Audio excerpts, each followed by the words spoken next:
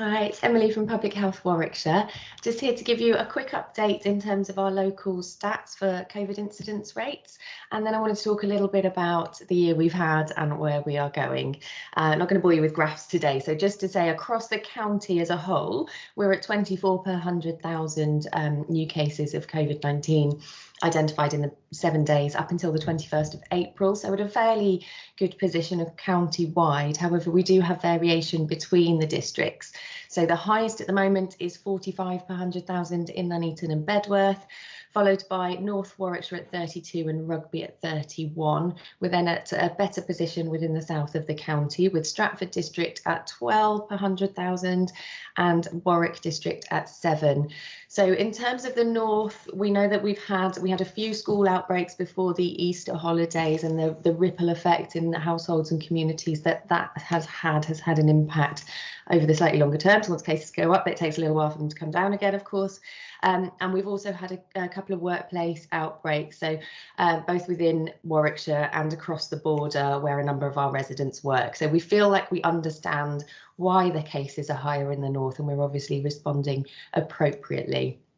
So we do lots of work with local businesses, local schools, community settings to make sure they are as COVID secure as possible.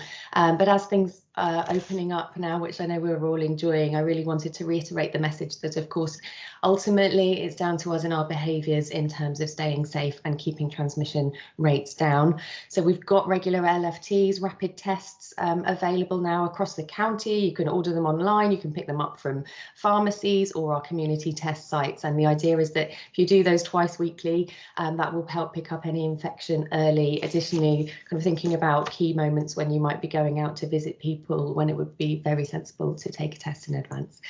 And of course, we've got the vaccination programme, which has been going great guns in Warwickshire, in Coventry and Warwickshire, which is really fantastic to see. But again, I wanted to just caveat that a little with the share the understanding around what we mean when we talk about the efficacy of vaccination. So if you've got a vaccine that is 95% effective, that is a population level figure.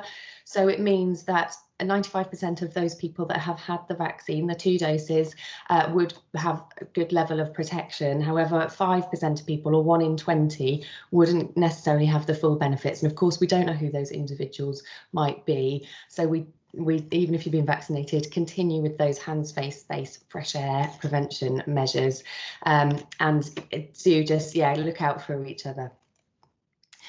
As I say, really encourage people to reconnect with people in person.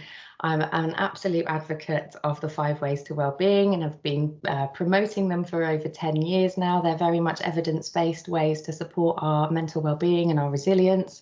But of course, how we practice them has had to change over the last year. So, for example, one of them is to connect. So connecting with others, obviously a lot of it for us has been over a screen. And I know seeing my friend on the weekend, there's nothing like seeing somebody in person. It was very difficult to resist giving them a big hug, but it was really lovely to actually speak to them face to face. But we both shared that we were feeling quite anxious about it. Our social skills are a bit rusty and obviously haven't had that kind of contact for a while. And I'm sharing that really just to say, it's normal to feel a little bit perhaps unsettled as we start going out and about and meeting in larger groups. Again, it's normal to have been struggling with mental health challenges over the last year.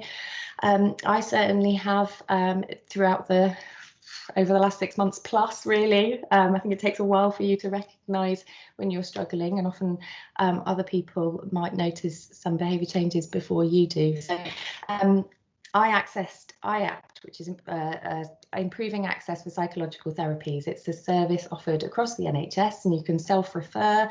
You don't have to speak to a GP to access that. And so I accessed it in autumn, had a short course of cognitive behaviour therapy with them, which was really helpful, and it was useful. It did help to an extent. So I started with an app, which was really good, but I didn't get all the way through the course. It wasn't quite for me because one of my challenges has been too much screen time, being kind of tied to the desk while working from home over the last year or so, and then phones and all the distractions that they bring us in our lives anyway. So I then moved over to a workbook, which they provided me with, and I found something very therapeutic actually about getting a pencil and a piece of paper out. So felt a lot better. I remember talking to my therapist on my final day of my Christmas holidays. It was my first proper break over the last year, and saying I felt much better. I was feeling like I was managing my worries better, sleeping better, putting more time and attention into my family and my relationships, which was helping to support my well-being. And then, of course, we went back to work during the January peak in cases, that New Year increase that we had in Warwickshire and across the country, and dealing with COVID every day and managing outbreaks and all the anxiety that brings with it. So I did go back to my GP, and I got some anti-anxiety, antidepressant medication, which has definitely helped to take the edge off, and really made me realise that whilst the 5 ways to wellbeing are fantastic and absolutely still trying to practice those, there is a time and a place for medication to help us when we need it. So sharing that to encourage people really to reach out for support if you're struggling at all. You know, just sharing with a friend can really help. But if you need to, there's lots of services and support available to help you further. So I think, you know, it has been a year when it's been quite difficult to find joy at times. And so finding those little things. So in terms of the 5 ways to wellbeing, we've got connect. I've already mentioned connecting with others, keeping learning or rediscovering an old hobby. Perhaps I like a little bit of beadwork, managed to do a bit of that over the summer, though I have to admit my creative activities have only extended to adult colouring in books recently, which I was always a bit sceptical of, but I've actually started really enjoying. Being active, being physically active. So I've been helped by getting a new dog, well, my first ever dog in the autumn, and going out for walks with my little boy, and spotting those early signs of spring, and just, yeah, a couple of walks a day has really helped. Giving a bit of time to others, giving a smile on the street, just random acts of kindness can do a lot to boost our well-being. And then taking notice of the small things that make us grateful. So I remember listening to a radio interview with a lady who had experienced quite significant suicidal thoughts and suicide attempts, and the intervention she said helped her most was to write a gratitude diary. So each day just finding one thing to be grateful for to help lift her mood. And it sounds so simple and such a small act really, but she said it was absolutely life-changing for her in terms of shifting her perception. So think about what you can do. Look after yourself, look after others. I know as things open up, I will certainly be feeling a bit anxious about meeting in larger groups. So I would just encourage people to really be kind to each other, be kind to yourselves, ease yourself in gently, and recognise that when we're out and about, other people may be feeling a little unsettled. So just to be really considerate to others in terms of how they're feeling.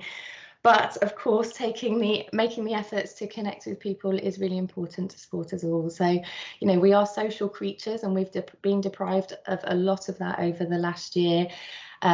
It's been quite easy at times to kind of think about what's gone wrong over the last year, criticise some measures that have been taken, or, you know, just focus on the negative or the dread of what may come. But actually, I've realised recently that I need that shift in my own mental outlook, really, to start thinking about the hope.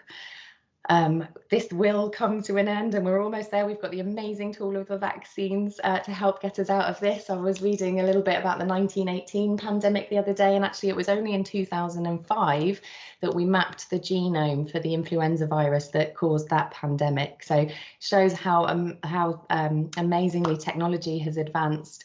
And just fantastic that we've got these vaccines that have come out. Now, I know there's some concerns about potential risks and side effects of the vaccines, but if you look at the risk-benefit kind of a calculation, that weighing up of risk versus benefits, it's absolutely still more beneficial to go for the vaccination. The data in terms of the blood clots, I was looking in Europe, I think it was 96 cases, but of the blood clots based on 34 or 36 million doses being given out. I forget the number, but I calculated the percentage, and that's a 0.0005 percentage of people that have experienced these blood clots. So it's a very small risk, and we do think now that it's kind of more contained in particular population groups, so younger women. So as the vaccines are rolled out to younger age groups, people will be offered a choice in vaccine.